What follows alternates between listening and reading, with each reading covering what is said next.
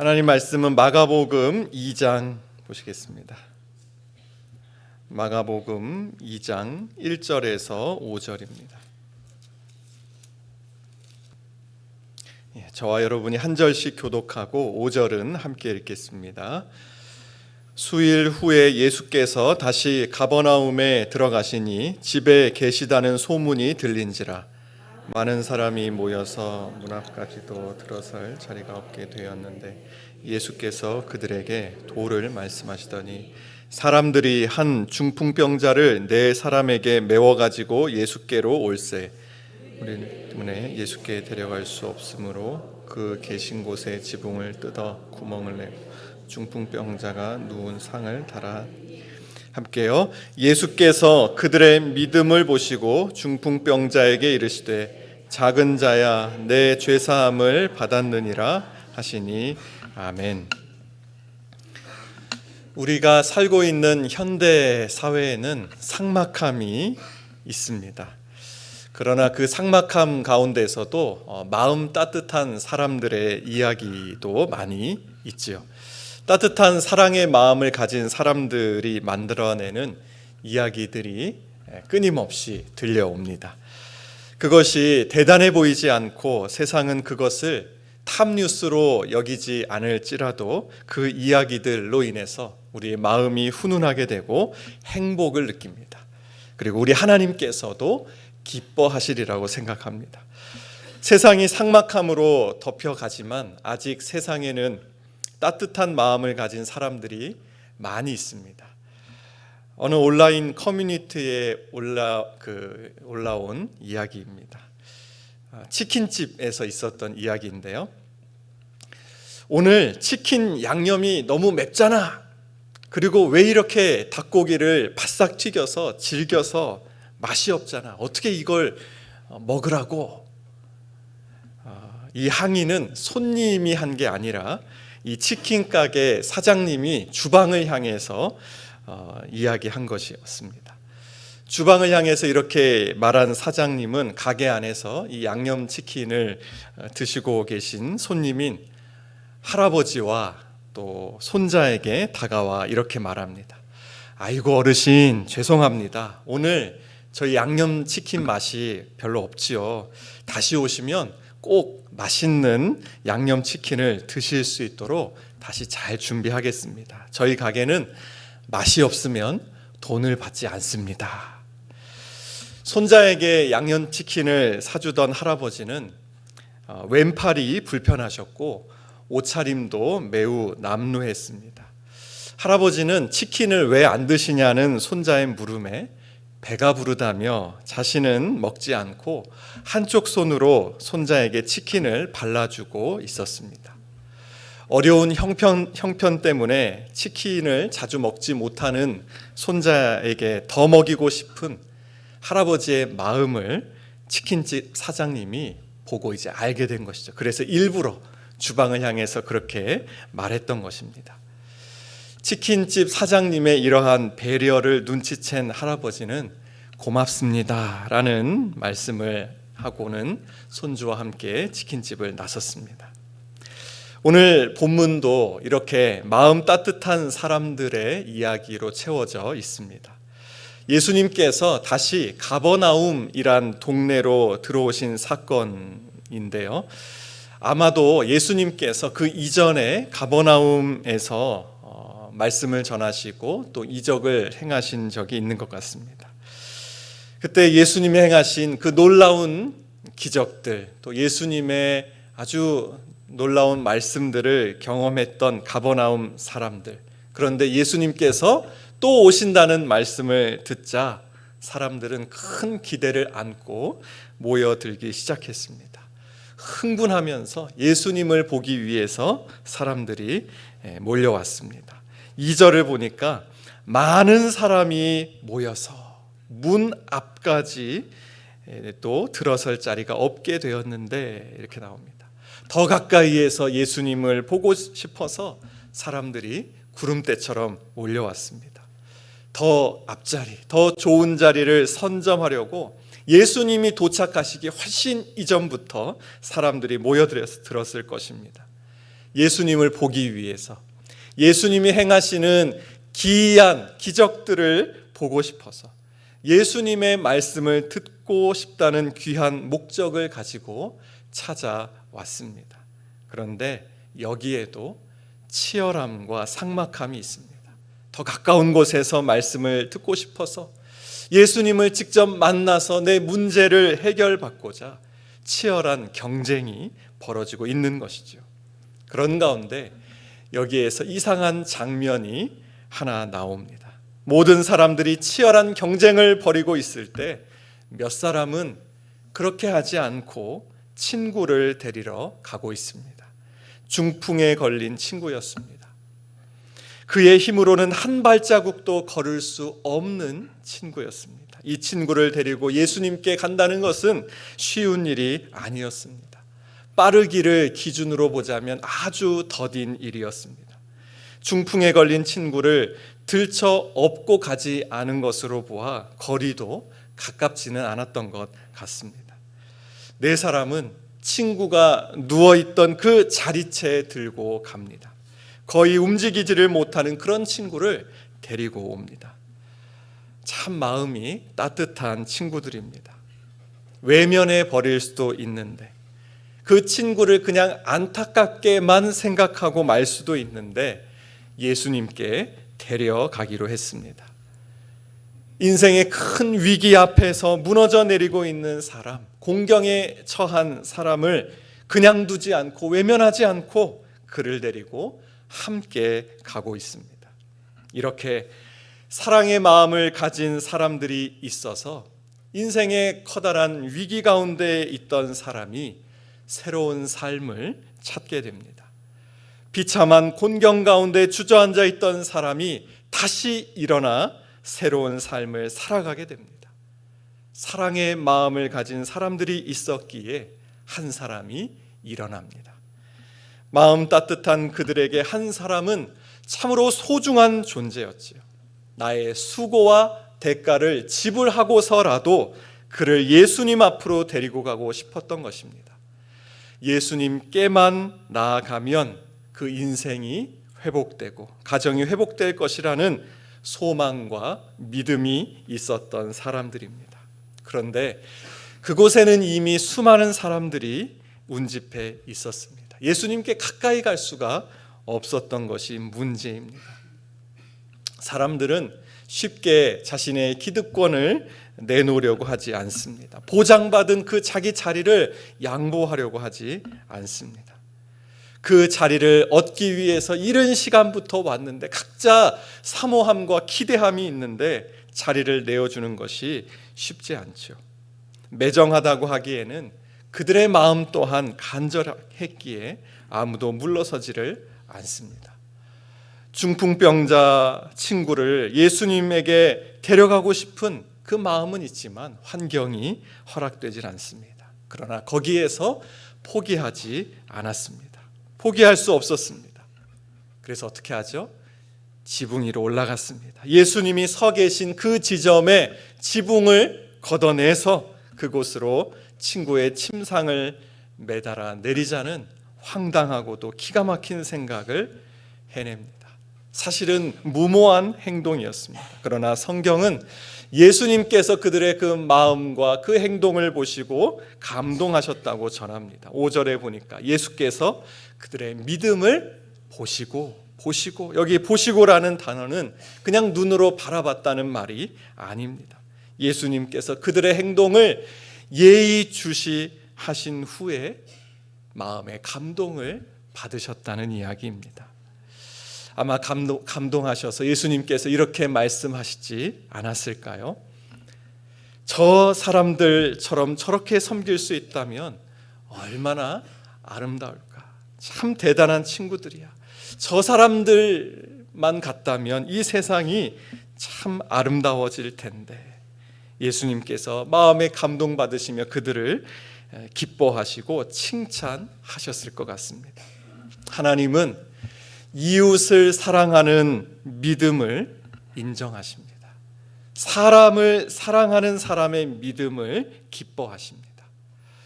오늘 우리 사회의 가장 심각한 문제가 무엇일까요? 그것은 사람을 사랑하지 않는 것입니다. 다시 말해서 사람보다 다른 것, 물질을 더 사랑하는 것입니다. 이 세상에서 가장 소중한 것이, 중요한 것이 사람의 영혼이고 사람의 생명인데, 오늘날 많은 사람들이 이 사실을 망각하고 살아갑니다. 그래서 사람보다 돈을, 직장을, 명예를, 심지어 어떤 물건을 더 사랑합니다. 그러나 하나님의 생각은 사람의 생각과 너무 다릅니다. 사람들은 물질을 사람보다 더 중요하게 생각할지 몰라도 예수님은 이 세상 모든 만물보다, 온 우주보다 더 귀하게 여기시는 것이 한 사람의 생명이요, 한 영혼이라고 말씀하셨습니다. 오늘 우리가 마가복음 2장 5절까지만 본문을 보았지만 6절 이하의 말씀을 보면 예수님이 계신 지금 이 집에는 서기관들도 함께 있었습니다. 서기관들이 거기 왜 왔을까요? 예수님의 말씀을 듣고 싶어서 은혜 받기 위해서 왔을까요? 아니지요. 예수님을 책잡기 위해서 왔습니다. 그들은 예수님을 곤경에 빠뜨리고 예수님을 파멸로 몰아넣고 싶어서 감시하는 눈으로 여기에 왔습니다. 예수님께서 중풍병자에게 작은 자야 내 죄사함을 받았느니라 라고 말씀하시자 겉으로는 말하지 못하고 속으로 예수님을 비난했습니다. 6절 7절 제가 읽어드리겠습니다. 어떤 서기관들이 거기 앉아서 마음에 생각하기를, 이 사람이, 예수님을 가리키죠, 이 사람이 어찌 이렇게 말하는가, 신성모독이로다. 오직 하나님 한 분 외에는 누가 능히 죄를 사하겠느냐. 마가복음 2장을 자세히 들여다보면 두 부류를 대조하고 있습니다. 중풍병자를 데리고 온 이 4명의 친구는 어떤 사람들이었을까요? 아마도 그들은 무명의 사람들이었습니다. 서기관들과는 달리 사람들이 잘 알지 못하는 그런 평범한 사람들이었습니다. 아무도 그들의 이름을 아는 사람이 없었을 것입니다. 그러나 그들은 친구를 사랑하는 마음으로 친구의 생명을 살리기 위해 지붕을 뜯어내면서까지 예수님께 그 친구를 데리고 왔습니다. 그러나 막상 사람을 사랑해야 된다, 이웃을 사랑해야 된다, 영혼을 사랑하라고 가르치는 서기관들은 중풍병자의 영혼과 육체에 관심이 없습니다. 사랑이 없습니다. 오직 어떻게 하면 예수님을 파멸시킬까 하는 생각밖에 없었습니다. 하나님 앞에서 우리는 어떻습니까? 나는 사람을 사랑하나요? 사람의 생명과 영혼을 귀히 여기며 사랑하고 있습니까? 우리는 성경에서 가장 중요한 계명이 하나님을 사랑하고 이웃을 사랑하는 것이라는 내용을 알고 있습니다. 그런데 정말 마음으로 그것을 믿고 있습니까? 혹시 본문의 서기관들처럼 종교 생활은 열심히 하지만 예배도 빠지지 않고 헌금도 하고 봉사도 하지만 내 마음속에 사람의 영혼, 생명에 대한 관심, 사랑이 없는 것은 아닌지 오늘 나 자신을 돌아보기를 원합니다. 본문의 서기관들의 마음에는 사람을 사랑하는 마음이 없었습니다. 예수님은 그런 그들의 믿음을 전혀 인정해 주지 않으셨습니다. 아마 그날도 이 서기관들은 그 모인 집에서 가장 좋은 자리, 상석에 앉아 대접을 받으면서 예수님의 말씀을 듣고 있었을 것입니다. 그에 반해 중풍병자와 내 친구들은 마당에조차 들어설 자리를 얻지 못했습니다. 아무도 그들을 위해 자리를 내어주는 사람이 없었습니다. 그래서 그들은 아무도 감히 상상도 하지 못한 방법으로 친구를 예수님 앞으로 데려간 것입니다. 그날 예수님은 서기관들이 아닌 그들의 믿음을 인정해 주셨습니다. 하나님께 인정받는 참 믿음을 소유하고 싶으시다면 사람을 사랑하십시오. 나와 비슷한 사람, 나와 생각이 통하고 마음이 잘 맞는 사람만이 아니라 나와 생각이 다르고 또 다른 그런 기질을 가지고 있는 사람도 사랑하는 저와 여러분 되기를 바랍니다. 힘들고 어려운 상황 가운데 고통하고 있는 사람들을 사랑하시기를 바랍니다. 각 사람은 하나님의 형상대로 지음받았기 때문에 귀히 여겨야 하며 사랑해야 하는 것이죠. 우리가 사람을 사랑할 때 하나님께서 우리의 믿음을 인정해 주십니다. 우리가 사람을 사랑할 때 하나님께서 기뻐하십니다. 겉으로 볼 때 초라하고 내세울 것 없을지라도 그를 진심으로 사랑할 때 하나님께서 그 모습을 바라보시면서 감탄하실 것입니다. 장애인을 사랑하며 함께할 때 하나님께서 보시면서 그래, 네 믿음이 진짜로구나 인정해 주십니다. 사람을 사랑하는 일 가운데서 가장 큰 사랑이 무엇이라고 생각하십니까? 그의 온 육체와 영혼과 그의 삶 전체를 살릴 그리스도의 복음을 전하는 것 아니겠습니까? 그런데 믿지 않는 한 사람을 품고 기도해야 한다는데도 꿈쩍도 안 하고 있다면 우리가 어떻게 사람을 사랑한다고 하나님께 말씀드릴 수가 있겠습니까?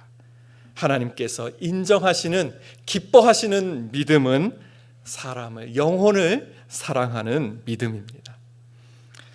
우리도 살다 보면 어떤 사람 또는 어떤 사건을 바라보면서 아니면 내가 겪으면서 마음에 감동을 받는 경우들이 있습니다. 대부분 마음 뭉클하게 하는 어떤 이야기, 가슴 따뜻한 이야기를 들었을 때입니다.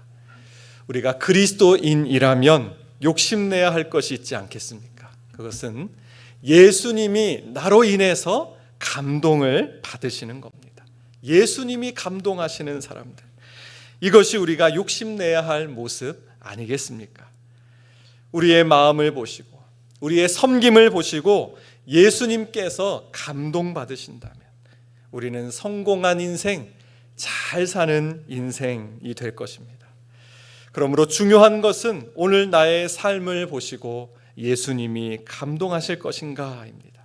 개인만이 아니라 교회도 마찬가지죠. 예수님이 감동하실 그런 교회가 되어야 합니다. 삭막한 세상에서 교회만은 사랑이 가득한 곳이 되어야 합니다. 치열한 생존 경쟁의 세상과는 달라야겠죠. 무관심으로 뒤덮인 도시와는 교회가 달라야 합니다. 자기를 과시하고 높아지려는 세상과는 교회가 달라야 합니다. 교회에는 끊임없이 세상의 문화와 가치관이 밀고 들어오려고 합니다.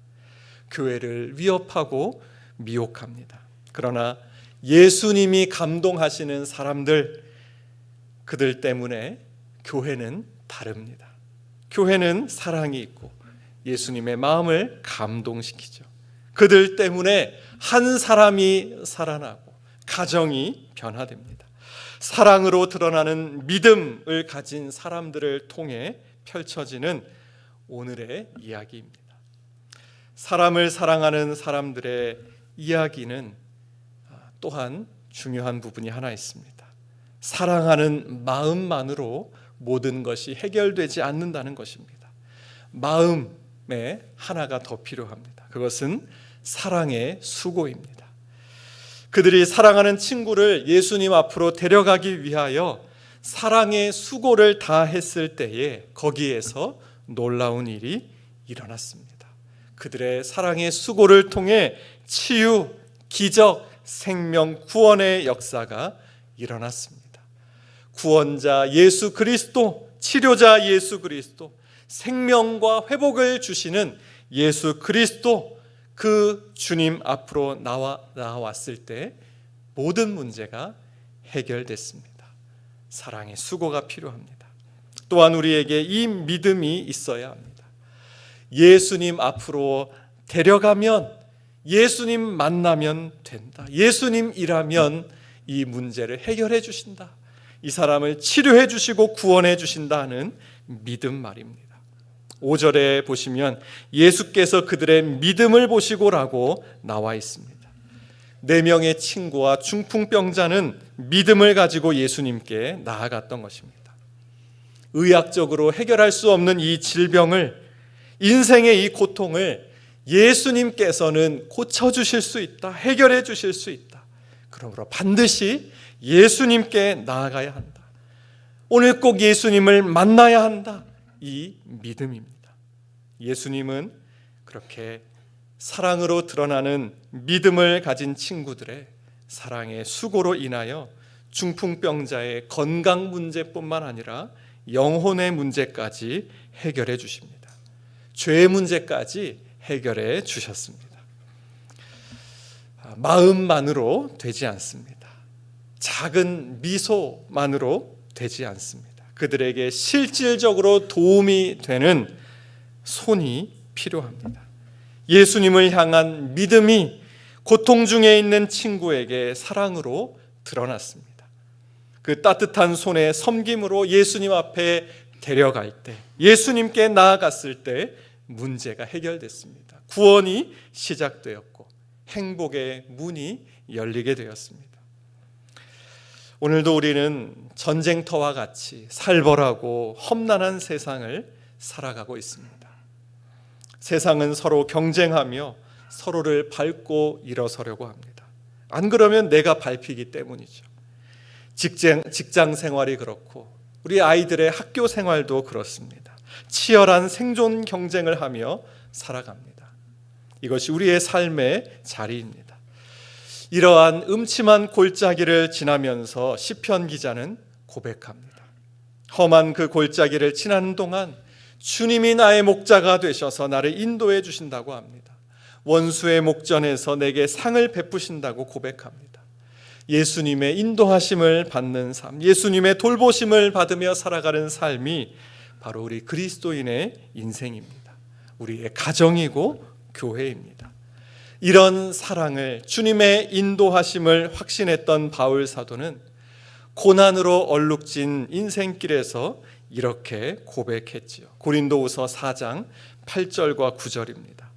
우리가 사방으로 우겨쌈을 당하여도 쌓이지 아니하며 답답한 일을 당하여도 낙심하지 아니하며 박해를 받아도 버림받지 아니하며 거꾸러뜨림을 당하여도 망하지 아니하고. 그 이유가 어디에 있을까요? 사방으로 우겨쌈을 당하고 다 막힌 것 같고 다 끝난 것 같은데 그렇지 않은 이유가 어디에 있을까요? 질그릇 같은 인생 속에, 연약하고 불쌍한 인생 속에 하나님께서 보화를 담아주셨기 때문입니다. 예수님이 계시기 때문입니다. 예수님으로 충만해 있기 때문에 사방으로 우겨쌈을 당한 것 같지만, 짓눌려 사는 것 같지만 쓰러지지 않습니다. 예수님으로 충만해 있기 때문에 실망할 만한 일이 첩첩이 있지만 절망하지 않습니다. 예수님으로 충만해 있기 때문에 궁지에 몰려 있는 것 같지만 빠져나갈 길이 있습니다. 각박한 세상에서 그리스도인들이 사랑이신 예수님을 모시고 그 사랑의 마음 가지고 살아갈 수 있는 것, 바로 우리 예수님 때문입니다. 예수님이 주신 새 생명 때문입니다. 그 십자가를 경험한 사람들이 자기가 누리는 그 사랑을 나누는 것이 봉사이고 섬김이고 복음전도입니다. 여기에는 단순히 돌봄과 또 도움을 주는 것에서 끝나는 것이 아니라 그 생명을 나누는데 최종적인 목적이 있습니다. 가장 소중한 예수 생명을 나누는 것, 그것이 우리의 가장 큰 목적입니다. 그리스도인이 개인의 삶에서도 또 우리 교회 사역에서도 우리의 섬김과 나눔의 가장 최종적인 목적은 예수님의 생명을 전하여 주는 데 있습니다. 오늘 수요 예배를 드리시는 우리 모두가 예수님의 사랑과 예수님의 치유의 손길을 가지고 세상으로 나아가기를 원합니다. 오늘 성경에서 본 중풍병자의 내 친구처럼 그리고 예수님처럼 사랑의 마음과 사랑의 손으로 세상을 섬깁시다. 그러면 예수님께서 치유하시고 구원하시는 하나님의 나라가 바로 우리를 통하여 우리의 가정과 지역에 또 이 나라에 임할 줄 믿습니다. 우리 함께 기도하겠습니다. 오늘 들은 말씀을 기억하시면서 하나님, 사람을 사랑하게 하옵소서. 사람의 영혼과 생명에 관심을 가지고 사랑하게 하여 주시고 사랑하며 사랑의 수고를 다하게 하여 주시옵소서. 특별히 고통 중에 절망 중에 있는 사람에게, 하나님 없이 죄 가운데 살아가고 있는 사람에게 믿음과 사랑을 가지고 다가가서 그를 섬기고 예수님께로 인도하게 하여 주시옵소서. 함께 기도하시겠습니다. 하나님 아버지,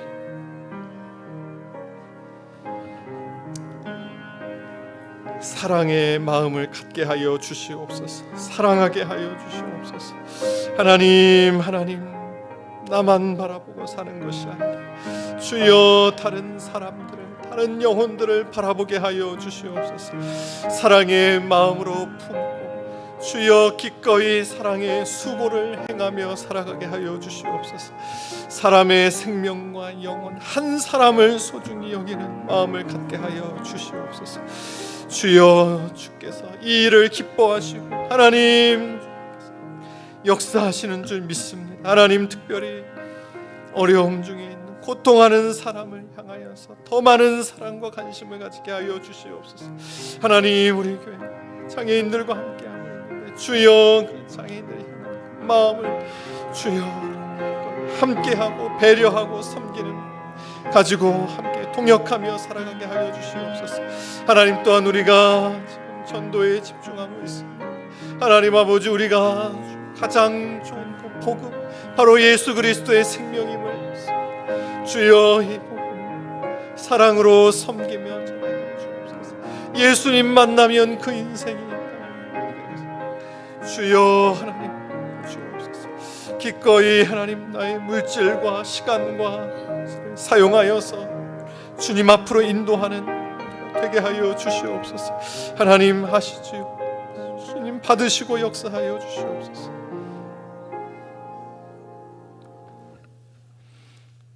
하나님,